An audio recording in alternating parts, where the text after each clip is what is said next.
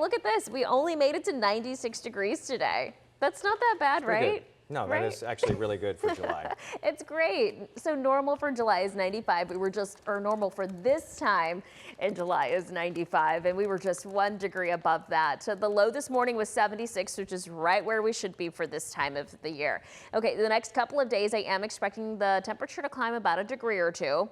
I'm only keeping about 10% coverage of rain, and this is not for everyone. This is just the south or the southeast of DFW. On Sunday, there looks to be a better opportunity south of I-20, but for the most part, we are staying dry and the heat index is just climbing. We're talking 102 on Saturday, 103 on Sunday. So the high on Saturday in Fort Worth, 98, 95 for Denton and in McKinney. But if you look towards the south, Hill, Navarro County towards the south, you see those numbers a bit lower. It's because of the added cloud cover that's moving into the area tomorrow afternoon. So I'm going to show you that here. Our timecast, this is Friday. This is showing you the cloud cover that's right now in our southern counties, and that's going to stay pretty consistent over the next couple of hours. It does clear tonight, but then tomorrow afternoon that cloud cover is back, and it's really just a bunch of moisture from the Gulf. It's really where this rain potential is coming from.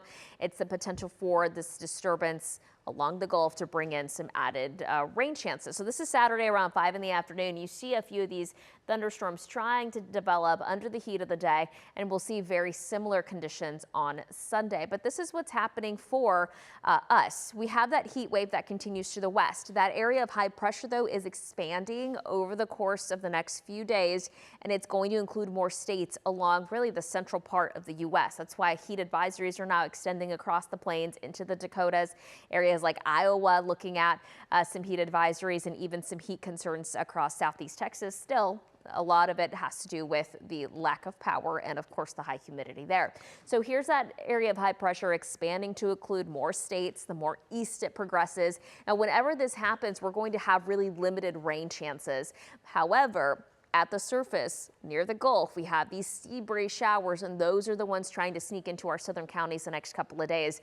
But by the time this high pressure really takes control early next week, it's going to help bring up our temperatures. While we're talking upper 90s on Saturday and Sunday, triple digits possible Monday and Tuesday. After that, temperatures are going to still be in the 90s, but that's when we introduce rain chances into the region. So rain will be possible next week. Right now, it's looking like a late week front could make its way into North Texas sometime Thursday, lingering into Friday, and this is going to help bring in that rain potential. As of now, I do have 30% coverage of rain for Thursday and Friday. It could even linger into next weekend. So of course, we'll be watching it. Make sure to keep checking back in with us. But for right now, just expect the warmer conditions, the hotter conditions, I should say. Tonight, 78 degrees. It'll be warm and humid, breezy at times, but tomorrow the winds really calm down. 97 degrees, 98 on Sunday. The Parker County Peach Festival, we've been talking about it this hour. That takes place tomorrow, and of course, that's going to be really warm, especially in the morning. We'll have that high humidity. The temperatures then climb. It'll get hot by the afternoon. We're talking mid to upper 90s, the heat index in the triple digits. But all my attention is really late next week when those highs are back into the mid 90s.